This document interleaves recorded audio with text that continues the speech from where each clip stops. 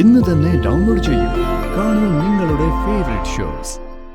അതിൽ അച്ഛനെന്തെങ്കിലും സംശയമുണ്ടോ? എനിക്കൊരു സംശയമില്ല. പക്ഷേ എന്റെ സ്വത്തുക്കൾ ആർക്കൊക്കെ എന്തൊക്കെ കൊടുക്കണമെന്ന് ഞാൻ തീരുമാനിക്കും.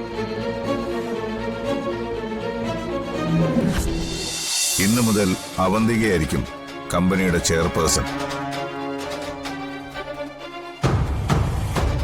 എന്തിനാ ധൃതി പിടിച്ച് ഇങ്ങനെ ഒരു തീരുമാനം എടുക്കുന്നത്? കാരണമുണ്ട്. കമ്പനി സെക്രട്ടറി രാജഗോപാലിനോട് അതിനു വേണ്ടുന്ന ലീഗൽ ഡോക്യുമെന്റ്സ് തയ്യാറാക്കി കൊണ്ടുവരാൻ പറഞ്ഞിട്ടുണ്ട്.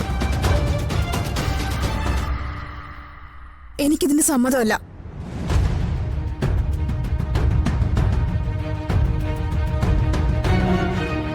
ഇങ്ങനൊരു തീരുമാനം എടുക്കുന്നതിന് മുമ്പ് അച്ഛൻ ഞങ്ങളോടൊന്ന് ആലോചിക്കണമായിരുന്നു. അല്ലച്ചാ, നന്ദേട്ടന്റെ അഭിപ്രായം കൂടി അറിയണ്ടേ? നന്ദേട്ടന്റെ അഭിപ്രായം അച്ഛനും എനിക്കും അറിയാം.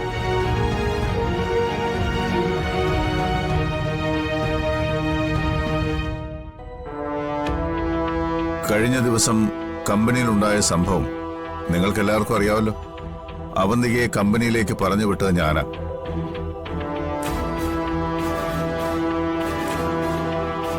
പക്ഷേ അവിടെ എന്താ ഉണ്ടായത്? ഇവളെ അവിടെ നിന്ന് അപമാനിച്ചിറക്കി വിട്ടു.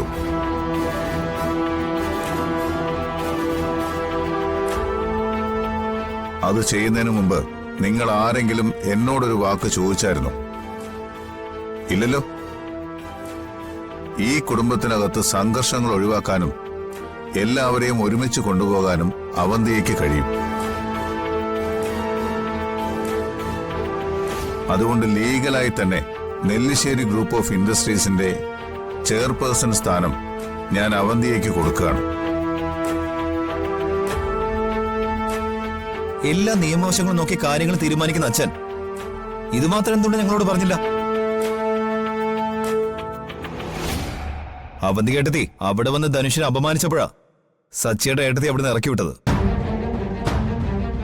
കമ്പനി കാര്യത്തിൽ തീരുമാനമെടുക്കാനുള്ള അച്ഛന്റെ അധികാരത്തെയാ അന്ന് അവര് ചോദ്യം ചെയ്തത്. നന്ദന്റെ ഭാര്യ എന്ന നിലയിൽ കമ്പനിയിൽ നന്ദന്റെ അതേ സ്ഥാനത്തേക്ക് വരുന്നതിൽ അവന്തികയ്ക്ക് ഒരു തടസ്സവുമില്ല.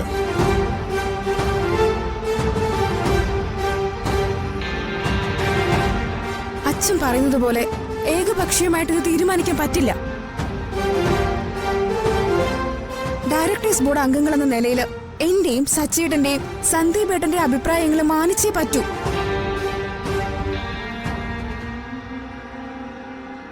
നിങ്ങൾക്കെല്ലാം ഈ അവകാശങ്ങൾ തന്നത് ഞാൻ തന്നെയാണ്. അതാരും മറക്കണ്ട. അവന്തിക ഏട്ടത്തിയെ ചെയർപേഴ്സണായിട്ട് അച്ഛനെ നിയമിക്കാം. പക്ഷേ അതിന് ഭൂരിപക്ഷം ബോർഡ് അംഗങ്ങളുടെ അഭിപ്രായം വേണം. സച്ചിയുടെ കൂടെ വരട്ടെ, എന്നിട്ട് നമുക്ക് തീരുമാനിക്കാം. അപ്പോ എന്റെ തീരുമാനത്തെ നിങ്ങൾ എല്ലാവരും കൂടി ചേർന്ന് എതിർക്കും എന്നാണല്ലേ? ഈ തീരുമാനം എതിർക്കേണ്ടത് തന്നെയാ. ഞാനിതിന് സമ്മതിക്കില്ല.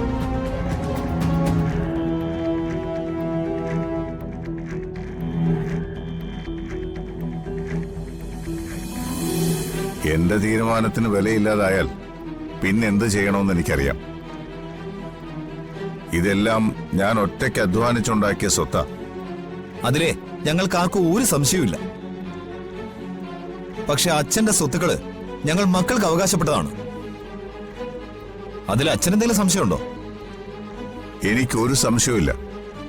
പക്ഷേ എന്റെ സ്വത്തുക്കൾ ആർക്കൊക്കെ എന്തൊക്കെ കൊടുക്കണമെന്ന് ഞാൻ തീരുമാനിക്കും.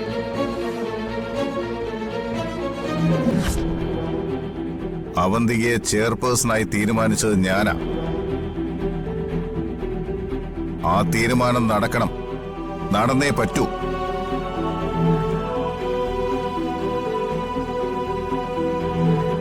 മോളെ, രാജഗോപാൽ എവിടെ എത്തിയെന്ന് വിളിച്ചു നോക്ക്. ശരി അച്ഛാ.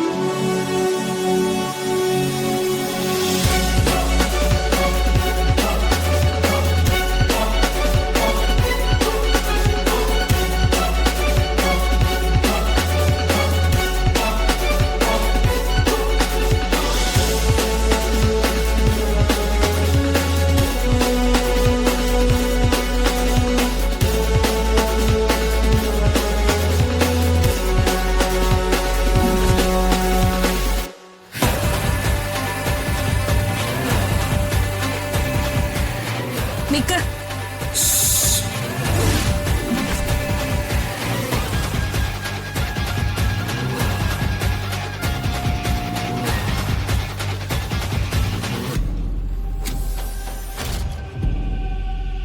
ഇത് നിന്റെ ഒടുക്കത്തെ പോക്ക. ഇനി ഒരിക്കലും നിനക്ക് ഈ പടി ചവിട്ടേണ്ടി വരില്ല. സന്ദീപിനോട് ഞാൻ യാത്ര പറഞ്ഞ് നിങ്ങൾ കേട്ടില്ലായിരുന്നു. പോട്ടേന്നല്ല ഞാൻ പറഞ്ഞത്, പോയിട്ട് വരട്ടെ എന്നാ. എന്റെ ഒടുക്കലത്തെ പോക്കായിട്ട് നിങ്ങൾ ഇതിനെ കാണണ്ട. ഇവിടെ നടന്നതൊന്നും എന്റെ കുഞ്ഞിന്റെ ദോഷം കൊണ്ടല്ല എന്നുള്ളത് ഞാൻ തെളിയിക്കും.